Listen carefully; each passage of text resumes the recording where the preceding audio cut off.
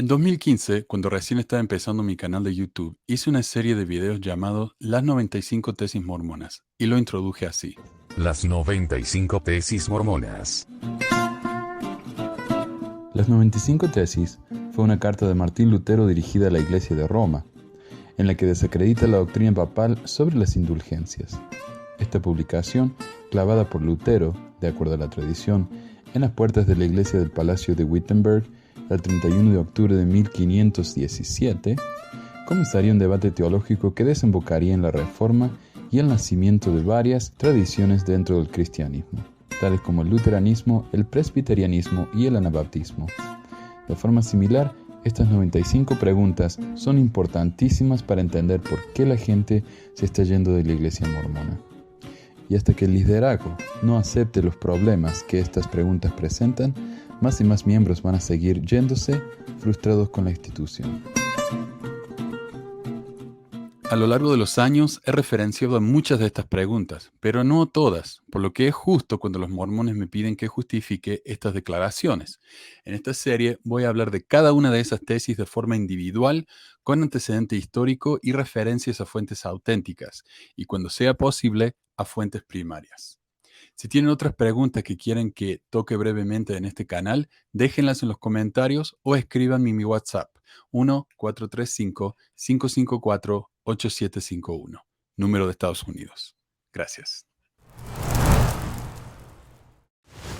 La primera pregunta en mi lista de las 95 tesis mormonas dice: Pregunta 1. ¿Por qué se nos enseña que José Smith usó el Urim y Tumim en un pectoral para traducir las planchas, cuando la mayoría de los historiadores concuerdan que en realidad usó una piedra en un sombrero, a menudo sin siquiera mirar las planchas? A esta pregunta le hice hace 7 años. Hoy, hasta la iglesia admite que José usó una piedra en un sombrero para traducir el libro de Mormón. Los apologistas hoy culpan a los artistas por haber representado mal la escena, pero este arte fue aprobado y publicado por los líderes de la iglesia, quienes supuestamente sabían la verdad. Fotos como esta, en la que José está usando el Urim y Tumim, y esta otra, en la que parece estar leyendo las planchas directamente, sin ninguna ayuda, fueron muy populares en las revistas y los manuales oficiales de la iglesia por décadas. Hoy la iglesia admite que la piedra de vidente fue usada por el Pepe. Esta es una foto de la piedra de vidente de José en el sitio de la iglesia. Aunque tampoco tanto, solo lo admitieron cuando la evidencia fue tan abrumadora que no les quedaba otra. Joseph Fielding Smith, sobrino nieto de José y profeta de la iglesia, negó que el profetoide hubiera usado el instrumento mágico y dijo: si bien algunos escritores han hecho la declaración de que el profeta José Smith usó una piedra vidente parte del tiempo en su traducción del registro, y la información apunta al hecho de que sí tenía en su poder tal piedra, sin embargo, no hay declaración auténtica en la historia de la Iglesia que afirma que el uso de tal piedra se hizo en esa traducción. La información es todo rumor y personalmente no creo que esta piedra haya sido utilizada para este propósito. Y Joseph Fielding Smith es el mismo hombre que, al encontrar una segunda versión de la primera visión de José Smith en un diario, cortó la página y la escondió en su caja fuerte. Así que su palabra no es muy confiable que digamos. Segundo, según el robot apologista mormón, hay citas de Martin Harris, David Whitmer y Emma Smith de que José usó su piedra en un sombrero para bloquear la luz.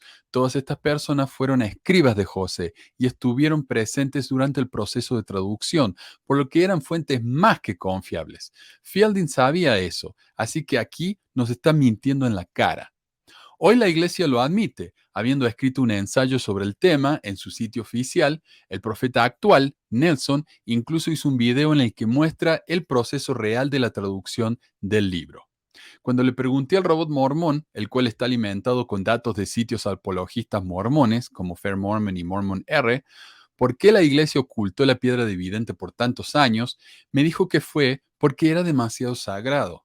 Cuando le dije que el Urim y Tumim es igual de sagrado, pero hablamos de él todo el tiempo, me dijo que en realidad no se hablaba de esto porque la iglesia tenía reticencia de compartirlo, ya que podía sonar extraño para la gente.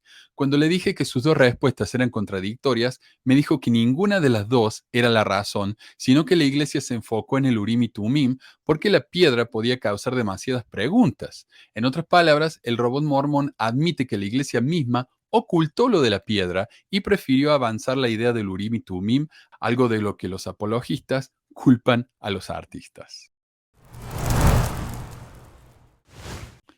La segunda pregunta en mi lista de las 95 tesis mormonas dice: Pregunta 2. ¿Qué tan confiables eran las piedras de vidente de José si nunca tuvieron éxito en encontrar tesoros enterrados? Empecemos hablando de la piedra misma. Esta piedra fue encontrada por Willard Chase, quien había contratado a los hermanos Smith para ayudarlo a cavar un pozo. Según una declaración jurada de Chase publicada en Mormonism Unveiled, después de excavar unos 6 metros por debajo de la superficie de la tierra, descubrimos una piedra de aspecto singular que excitó mi curiosidad. La llevé a la parte superior del pozo y mientras la examinábamos, José la metió en su sombrero y luego su cara en la parte superior de su sombrero. Smith ha dicho que él encontró la piedra del pozo, pero eso es falso. No había nadie en el pozo excepto yo. A la mañana siguiente vino a mi casa y deseaba obtener la piedra, alegando que podía ver en ella, pero le dije que no quería desprenderme de ella por ser una curiosidad, pero que se la prestaría. En abril de 1830, le pedí de nuevo a Hiram la piedra que le había prestado. Me dijo que no me la iba a devolver porque José la estaba usando para traducir su Biblia. Entonces, la piedra de vidente usada para traducir el libro de Mormón fue robada de un ex empleador. Mal comienzo, ¿no? Pero ¿por qué dice la pregunta que José nunca tuvo éxito encontrando tesoros con su piedra de vidente?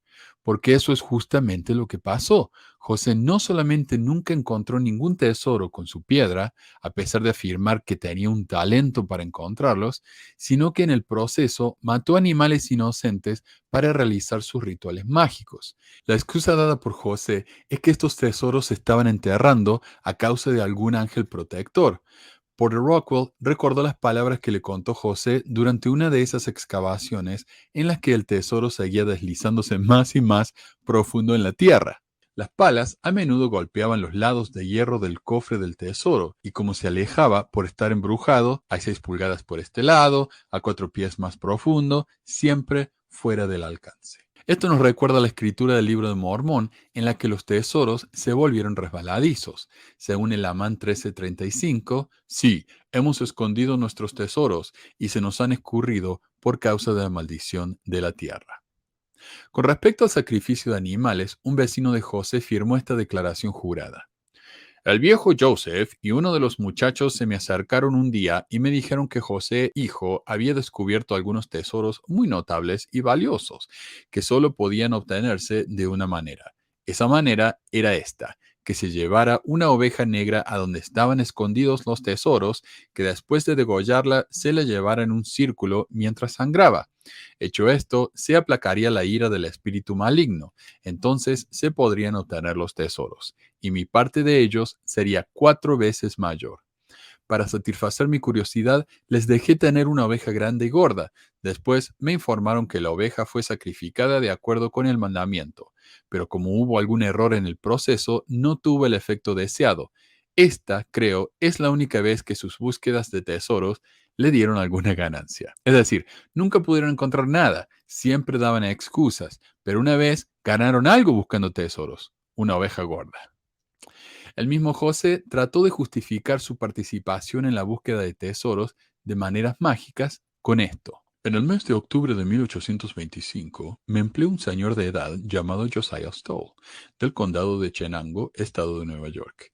Él había oído algo acerca de una mina de plata que los españoles habían explorado en Harmony, condado de Susquehanna, estado de Pensilvania, y antes de contratarme ya había hecho algunas excavaciones para ver si le era posible descubrir la mina. Después que fui a vivir a la casa de él, me llevó con el resto de sus trabajadores a excavar en busca de la mina de plata, en lo cual estuve trabajando cerca de un mes sin lograr el éxito en nuestras empresas. Y por fin convencí al anciano señor que dejase de excavar. Así fue como se originó el tan común rumor de que yo había sido buscador de dinero. Esto, por supuesto, es falso. Esta no fue la única vez que trabajó como buscador de tesoro. Como ya vimos, su vecino, el dueño de la oveja que desangraron, dijo que José lo había ayudado a encontrar tesoros. Willard Chase, el dueño de la piedra de vidente de José, buscó tesoros con la familia Smith. Josiah Stowell, el hombre que contrató a José y quien según su declaración en Historia de la Iglesia fue la única vez que buscó tesoros, lo contrató porque José tenía reputación como alguien que poseía ciertas llaves, por las cuales podía discernir cosas invisibles al ojo natural. José se olvidó de mencionar eso en su historia, ¿no? Si la piedra con la que José buscó tesoros nunca funcionó, y esa era la misma piedra que usó para traducir el libro de Mormón, ¿no sería razonable pensar que tal vez esta piedra tampoco lo ayudó a traducir nada, lo que significaría que el libro de Mormón es un invento completo? La tercera pregunta en mi lista de las 95 tesis mormonas dice: Pregunta 3. ¿Por qué José Smith fue llevado a la corte por fraude? El sobrino de Josiah Stowell, el hombre que contrató a José para buscar tesoros, denunció a José cuando tenía 20 años y antes de ser conocido como el fundador del mormonismo, por tratar de defraudar a su tío, diciéndole que podía encontrar tesoros escondidos usando su piedra de vidente. Desde casi el comienzo de la historia de la Iglesia, esta historia fue difundida por los enemigos de la Iglesia y Oliver Cowdery la verificó afirmando que fue honorablemente absuelto. Si José fue acusado y condenado de fraude por usar su piedra de vidente, la misma que usó para traducir el libro de Mormón, esto sería un moretón en el ojo para la Iglesia, ya que demostraría que los poderes de esa piedra solo existían en la cabeza del joven profeta, además de su práctica del ocultismo y la magia popular, lo cual era muy contrario a las afirmaciones de un supuesto profeta de Dios. Por eso, los apologistas han sido muy rápidos en defender a José, negando que esto hubiera sucedido. También negaron que existiera un documento de la corte demostrando que esto hubiera sucedido. Por mucho tiempo, ese documento solo existía en un libro publicado en 1883, décadas más tarde del supuesto hecho, por lo que los apologistas lo desecharon diciendo que era una simple fabricación de los santis. Se habían dicho, si el documento original no aparece, podemos ignorarlo. El apóstol John A. Widtsoe escribió en 1951 sobre ese documento de la corte. Hace que José Smith confiese todos sus errores, incluyendo la búsqueda de tesoros, el uso de piedra de vidente, etcétera, etcétera. De hecho, es una autoconfesión tan completa que arroja dudas sobre la autenticidad del documento. José Smith no era un tonto, no existe ninguna prueba de que tal juicio se haya llevado a cabo alguna vez. Por su parte, el papa de la apología moderna, Hugh Nibley, afirmó sobre el mismo documento en 1962. Tiene un inmenso valor como arma contra José Smith, si se pudiera establecer su autenticidad. Si ese registro judicial es auténtico, es la evidencia más condenatoria que existe contra José Smith. Desafortunadamente para los apologistas mormones, el documento fue encontrado por el reverendo Wesley P. Walters en el sótano de la cárcel de Norwich, Nueva York, según BYU Studies. El descubrimiento de Walters consistió principalmente en dos documentos. El primero es una factura de costos presentada a las autoridades locales por el juez Albert Neely en 1826, el cual identifica a José Smith como el mirador de cristales e indica que fue acusado en el juicio de un delito menor. La factura de Neely informa que sus cargos totales por el caso fueron $2.68 o unos $82 actuales. Aprendemos de este documento que José fue acusado de un delito menor, y aunque no incluye una sentencia, sabemos que tuvo que pagar una multa. Como dice Widtsoe, el documento verifica que José buscaba tesoros usando su piedra de vidente, algo que tal vez no fuera considerado ilegal, pero era visto como una superstición del populacho, no digno de un profeta de Dios. Esta no es la última vez que José es llevado a la corte por violar la ley, ni el caso más serio, pero en cada uno de esos casos, los mormones se las han arreglado para justificar a su profetoide, afirmando que jamás hizo nada malo y que sus problemas legales no eran más que la obra de Satanás. La cuarta pregunta en mi lista de las 95 tesis mormonas dice: 4. Emma Smith dijo que cuando José miraba en la piedra de vidente, Dios le mostraba palabra por palabra lo que debía escribir mientras traducía el libro de Mormón. Si a él se le mostraba palabra por palabra lo que escribir, ¿por qué el libro de Mormón tuvo cambios doctrinales significativos en la edición de 1837? Emma dijo del proceso de traducción. Cuando mi esposo estaba traduciendo el libro de Mormón, escribí parte de él, mientras él dictaba cada oración, palabra por palabra. Y cuando llegaba a los nombres propios que no podía pronunciar, o palabras largas, las deletreaba. Y mientras yo los escribía, si cometía algún error de ortografía, me detenía y me corregía la ortografía aunque le era imposible ver lo que estaba escribiendo en ese momento. Martin Harris verificó esto, afirmando que, con la ayuda de las piedras videntes, las oraciones aparecían y eran leídas por el profeta y escritas por Martin. Y cuando terminaba decía, escrito, y si estaba escrito correctamente, esa oración desaparecía y aparecía otra en su lugar. Pero si no estaba escrita correctamente, permanecía hasta que era corregida. Cuando salió a la luz el hecho de que el libro había tenido tantos cambios, algunos defensores de la iglesia reaccionaron entre negando los cambios y culpando al impresor. Joseph Fielding Smith hizo ambas cosas en un solo párrafo. Según el Fielding, enemigos de la iglesia y los enemigos del libro de Mormón han hecho la declaración de que ha habido 1 o 2 o más miles de cambios en el libro de Mormón desde que la primera edición fue publicada. Bueno, por supuesto, no hay verdad en esa afirmación. Es verdad que cuando se imprimió el libro de Mormón, el impresor era un hombre que no era amigable. La publicación del libro se hizo en circunstancias adversas y había algunos errores, sobre todo tipográficos, condiciones que se presentan en la mayoría de los libros que se publican, pero no hubo un cambio de doctrina. Sin embargo, un artículo en el sitio apologista Fair Mormon cuenta al menos 4,000 errores en la primera edición del libro de Mormón. Si bien son errores gramaticales y muchos son errores menores, ¿por qué dijeron Emma y Harris que si las palabras no estaban escritas bien, la traducción no podía continuar? Además de eso, no es verdad que no hubo cambios mayores o cambios doctrinales. Estos son algunos de los cambios mayores.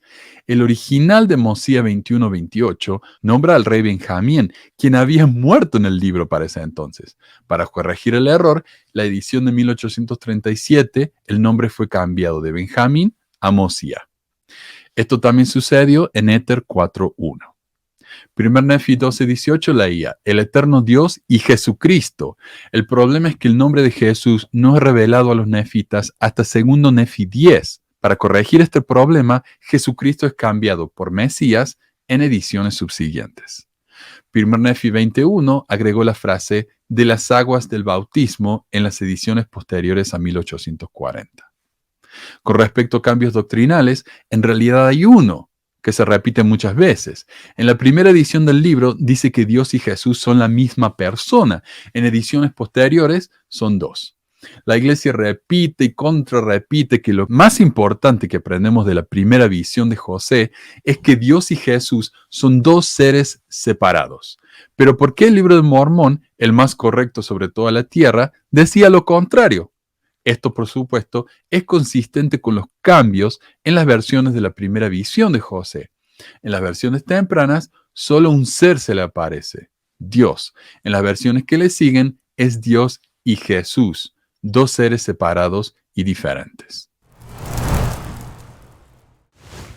Todos conocemos el relato de la primera visión de José, que se encuentra en la Perla de Gran Precio. Yo lo enseñé como parte de la primera charla cuando era misionero. Esta versión se publicó en 1840 y está canonizada, es decir, es escritura en la iglesia. Por supuesto, uno pensaría que las escrituras no pueden cambiar. Sin embargo, hay al menos 4 versiones de esta primera visión y son todas diferentes. Como pregunté en mi lista de las 95 tesis mormonas. Pregunta 5. ¿Por qué José Smith escribió 4 versiones de la primera visión con detalles diferentes significativos?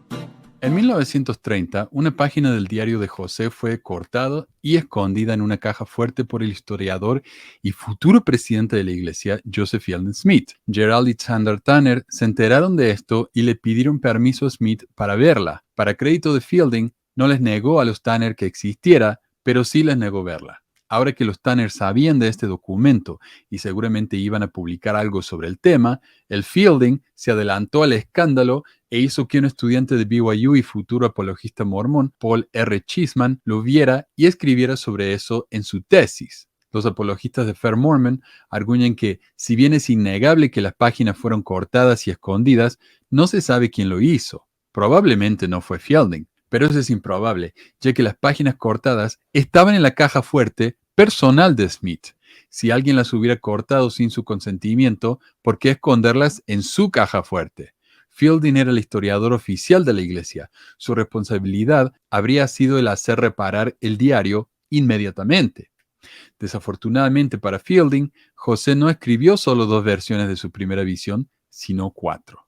La versión de 1832, cortada y ocultada por Fielding, afirma que a través de su estudio de la Biblia, José Smith sabía que ninguna religión era verdadera y que su motivo para orar en la arboleda era obtener el perdón de Dios.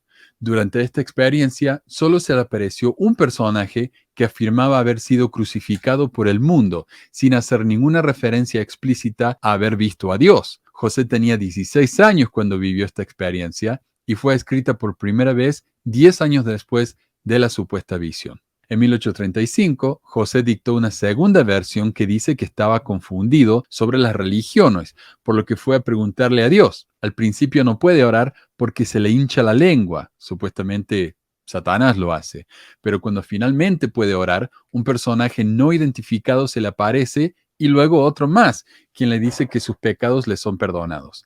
Además de los 2 personajes, José ve a un grupo de ángeles cantando. En esta narrativa, José tenía entre 14 y 15 años. La versión canonizada de 1838 dice que José no sabía cuál iglesia era verdadera, por lo tanto, el propósito de su oración fue preguntarle a Dios qué iglesia era la verdadera. Dice que Satanás trató de detener su oración y que Dios y Jesucristo se le aparecieron. La última versión es la llamada Carta Wentworth, publicada en el diario Chicago Democrat. En esta versión, José cementa los detalles que ha tomado de sus versiones anteriores y que quiere recalcar, dejando en claro cuáles son los detalles aprobados. La oración no es para pedir perdón, sino para saber cuál iglesia es verdadera.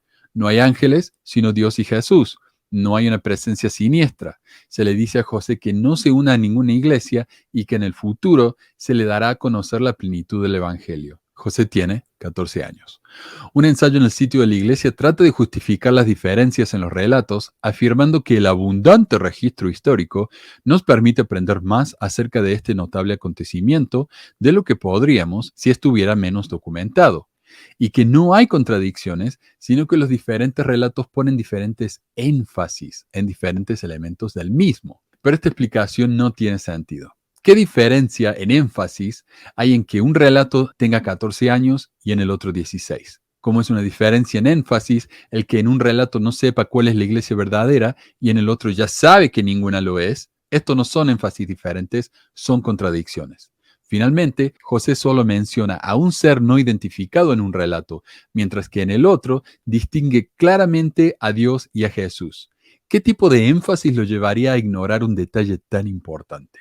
Si bien el que haya diferentes relatos de la primera visión de José no significa que el acontecimiento hubiera sido inventado, pero nos hace cuestionar, como mínimo, la capacidad del profeta de recordar eventos tan significativos y espectaculares. Tal vez por eso es que cuando lo acusaron de tener muchas esposas, dijo que solo podía encontrar una.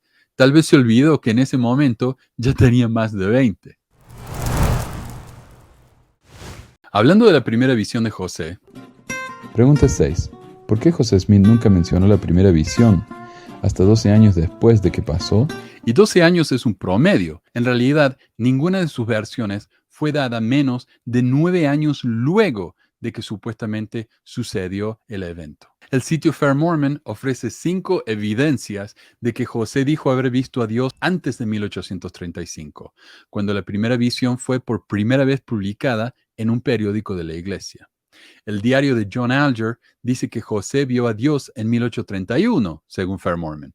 El problema es que este diario no dice en qué año se mencionó la visión, sino solo que quien le relata la historia a Alger dice que era un niño. También dice que Dios le tocó los ojos a José para que pudiera verlo. Esto no está en la narración normal, entonces tal vez el narrador estaba confundiendo algunas cosas. Además, Alger escribió esto en 1893, décadas después de que supuestamente sucedió.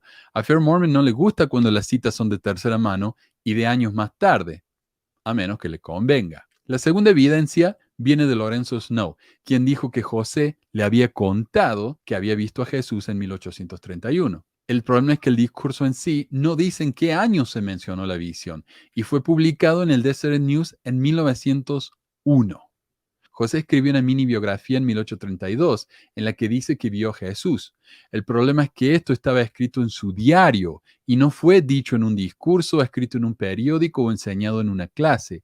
No hay evidencia de que nadie haya leído este diario hasta años más tarde. La cuarta evidencia es Samuel Richards, quien dijo que entre los años 1834 y 1835 oyó a José decir que había visto a Dios. Pero el relato de él no dice en qué año se mencionó la visión. Dice que tenía 10 años, por lo que uno puede deducir el año en que lo oyó si sabe cuándo nació. El problema es que Richards contó este relato en 1907. Si José no se pudo acordar cuándo había visto a Dios, 10 años antes, ¿cómo podemos confiar que alguien recuerde más de 70 años después cuando escuchó a alguien decir algo? La quinta prueba es Edward Stevenson, quien dijo que escuchó a José contar de su primera visión en 1834, o como dice en el artículo, hace 53 años. De nuevo, si José no pudo acordarse a qué edad vio a Dios, ¿cómo podemos confiar en que alguien se acuerde de una conversación casual que tuvo medio siglo antes? Fair Mormon no aceptaría esto como evidencia cuando viene de los críticos. Si vamos a ser consistentes, tampoco deberíamos aceptar estas evidencias. El artículo de Fair Mormon también nos citó un periódico de 1831, en el que dos misioneros estaban enseñando el año anterior, o sea, en 1830, que José Smith había visto a Dios personalmente. Pero Fair Mormon comete el error de compartir el enlace a un facsímile de este diario, y ahí podemos ver que en realidad lo que dice el periódico es que según un reportero anónimo, Oliver Cowdery dijo que José había mencionado haber visto a Dios personalmente de manera frecuente. Esto no tiene nada que ver con la primera visión como la conocemos hoy. José no dijo en la primera visión que veía a Dios todo el tiempo, dijo que lo vio una vez.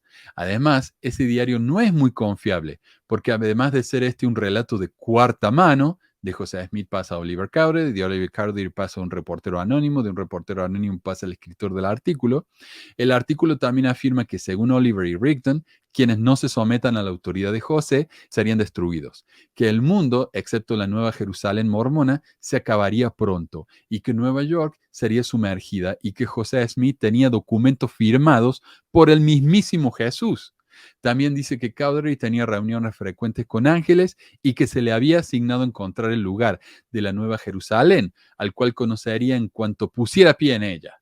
Que yo sepa, la iglesia nunca enseñó ninguna de estas cosas. Por lo tanto, este periódico no es muy confiable que digamos. Ahora, para Fair Mormon, el elegir una de estas cosas que dice este artículo e ignorar el resto, me parece que es un poco deshonesto.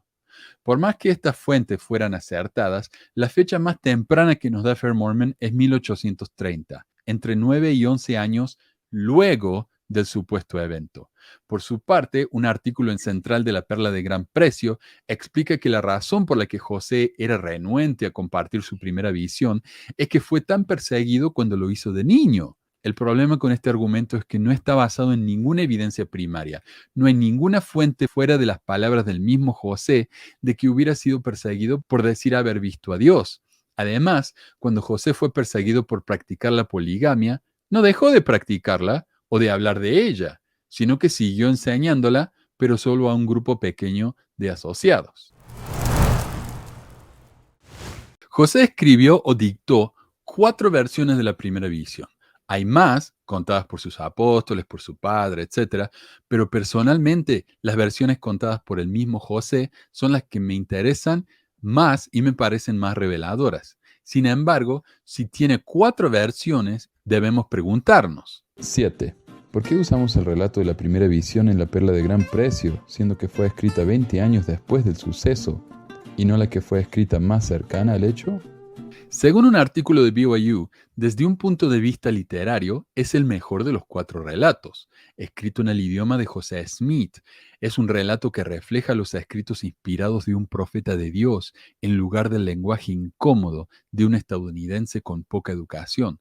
José Smith usó las palabras y frases empleadas por artistas literarios. Además de ser la versión más literaria, es la más dramática. Por ejemplo, en la versión de 1832, José tenía 16 años. En la de 1835 tenía entre 14 y 15, mientras que en esta tiene 14, ¿ves? Cada vez más joven.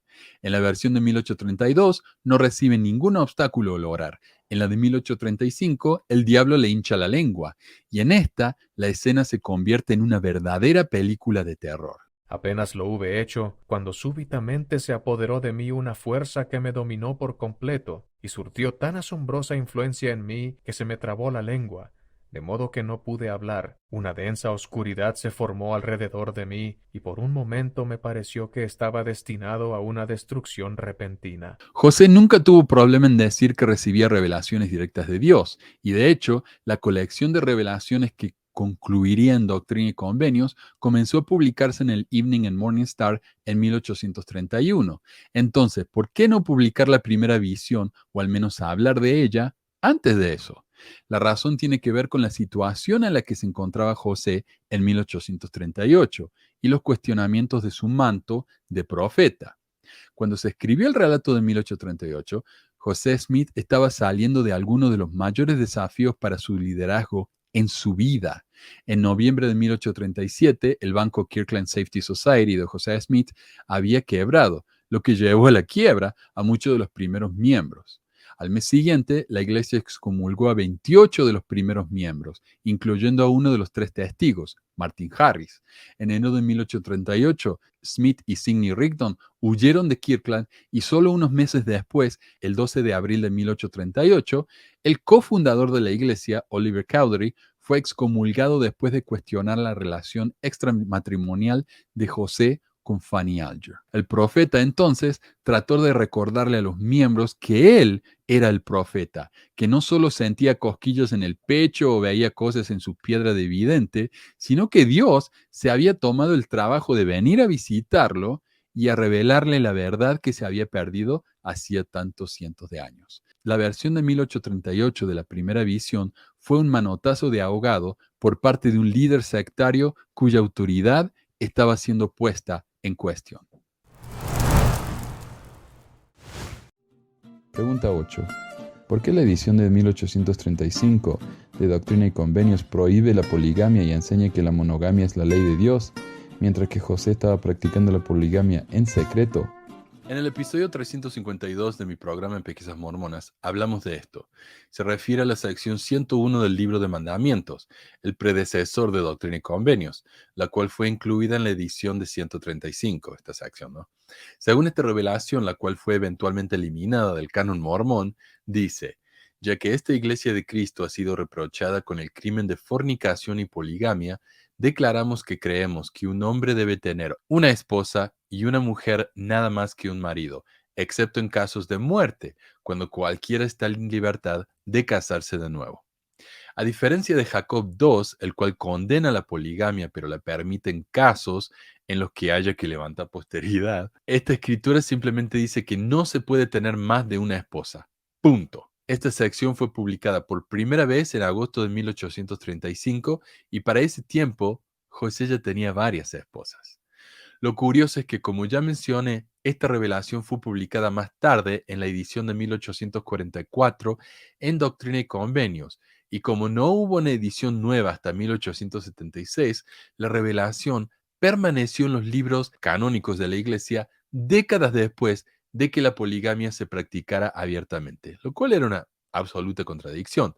Fair Mormon trata de justificar la publicación de esa revelación diciendo que José no fue quien la escribió, sino Oliver, aunque José apoyó su publicación solo porque la gente pensaba que la ley de consagración incluía compartir a esposas. Esto es lo que dijo Fair Mormon. Esto es como defiende un apologista de la iglesia a este hecho. Obviamente no da ninguna referencia para afirmar esto. Pero esta no es la única vez que José negó practicar la poligamia, cuando claramente lo estaba haciendo.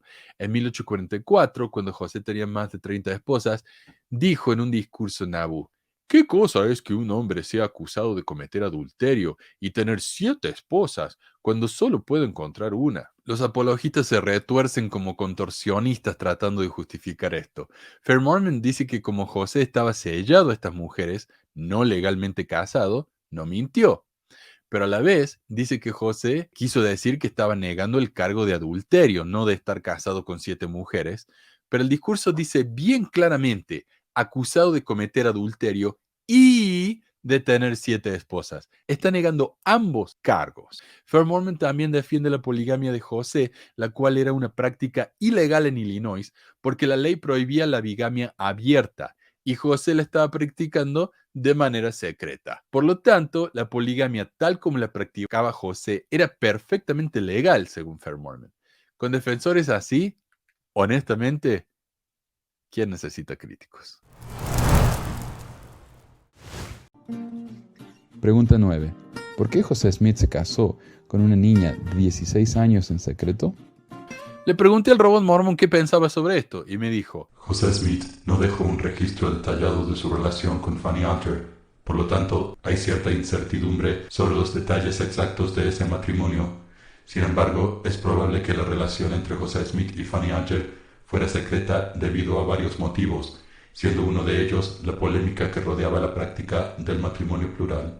Esta es la cuestión. José se casó con Fanny Alger, una chica de 16 que estaba sirviendo como empleada en su casa y se casaron entre los años 1832 y 1833. José tenía 27, 28 años, se le llevaba entre 11 y 12 años. La revelación de la poligamia se recibió en 1843. O sea, José estaba practicando la poligamia por más de una década antes de que el Señor supuestamente se lo mandara. Fair Mormon trata de justificar esto diciendo que hay evidencia de que José recibió una revelación sobre la poligamia en 1831, pero no nos ofrece ninguna evidencia. También dice que en 1831 estaba enseñando la práctica a otros hombres, pero eso no significa que Dios se lo hubiera mandado, simplemente significa que quería estar con otras mujeres. Muchos justifican este matrimonio entre José y Fanny diciendo que el padre y la madre lo permitieron, pero esta es una justificación absurda. Si un padre permite que alguien abuse de sus hijos, eso no lo hace algo correcto o aceptable. Segundo, muchos dicen que las mujeres se casaban muy jóvenes en esa época, pero hay al menos 2 problemas con esto. El que fuera común no significa que un profeta de Dios debería andar haciendo cosas como esta, la cual dejaría muy mal parada a la iglesia solo una década más tarde. El que algo sea aceptado por el mundo no significa que debería ser aceptado por Dios. 2. Las mujeres se casaban jóvenes, pero con otros hombres jóvenes. Pero un artículo del Hammond Hardwood House Museum explica que en el siglo XVIII el promedio de edad de casamiento entre las mujeres era de 22 años y entre los hombres de 26. También aclara que las mujeres comenzaban el proceso de cortejo entre los 15 y 16, pero que el matrimonio se postergaba hasta que estaban en sus 20. Alguien me comentó en YouTube hace un tiempo que San Martín, el héroe nacional argentino, se casó con una niña de 14 y agrega: creo que cualquier tipo de relación consensuada, cualquier acuerdo amoroso, está bien. Primero que nada, el ejemplo de San Martín es muy iluminador, porque si bien es cierto que San Martín se casó con una niña de 14 y él tenía 34, lo cual es realmente problemático, en su acta de matrimonio se rebajó la edad y dijo que tenía 31. ¿Por qué? ¿Podía ser porque sabía que la diferencia de edad se veía mal, incluso en esa época? Segundo, si bien no me molesta que la gente haga lo que quiera en sus relaciones siempre y cuando sea consensuada, como dice el comentador, a los 14 años, una niña no tiene la capacidad de consentir a un compromiso de por vida. Fanny tenía 16, pero uno no puede firmar un contrato a los 16. Por lo tanto, este argumento es simplemente una falacia que ignora el desarrollo mental de los niños. Tal vez José no entendía nada de desarrollo infantil, pero Dios sí, y él podría haber detenido todos estos casamientos y evitarse un tremendo dolor de cabezas e incontables burlas en el futuro. Pregunta 10. ¿Por qué Oliver Cowdery llamó la transacción con Fanny Alger en el granero un asunto sucio y asqueroso? Tenemos evidencia de que Emma Smith y Oliver Cowdery sabían del matrimonio de José con Fanny Alger, quien tenía 16 años en ese momento, mientras que José tenía unos 28. En una carta a José III, el hijo de José y Emma, William McClellan, ex apóstol de la iglesia, escribió: ahora, José III, te relataré algo de la historia y te remitiré a tu querida madre para conocer la verdad. Probablemente recordarás que visité a tu madre y a tu familia en 1847 y tuve una larga conversación con ella. No le pedí que contara, pero le conté algunas historias que había escuchado y ella me dijo si estaba correctamente informado. Le dije que había oído que una noche no encontraba a José y a Fanny Alger. fue al granero y lo vio a él y a Fanny solos en el granero. Miró a través de una rendija y vio la transacción. Ella me dijo que esta historia también era muy cierta. Fair Mormon dice que esa cita no es confiable porque fue escrita muchos años después de que sucedió y porque McClellan en ese momento era un mormón excomulgado. Hay un par de problemas con esto. McClellan no dio detalles específicos, solo que Emma vio a José con Fanny en el granero. No es tan difícil recordar algo tan básico después de muchos años. Como ya vimos en el video de la pregunta 6, aquí mismo, Fair Mormon no tiene problemas aceptando citas de cosas que pasaron décadas antes cuando les conviene.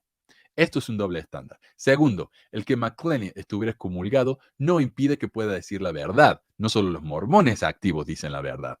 Muchos en el Nauvoo Expositor eran antimormones declarados y todo lo que dijeron en ese diario, por más que no le guste hoy a la iglesia, fue verdad. Además, McClellan no fue excomulgado por algún pecado grave, sino porque criticó públicamente a José luego del fallo del Banco de Kirtland, algo que los miembros en esa época asumían que había venido por revelación de Dios y que por lo tanto no podía fallar. Vemos que criticar a los líderes es causa casi segura para ser excomulgado, en esa época y ahora. Las cosas no han cambiado mucho. Pero, como dice la iglesia, por boca de 2 o 3 testigos se decidirá todo asunto.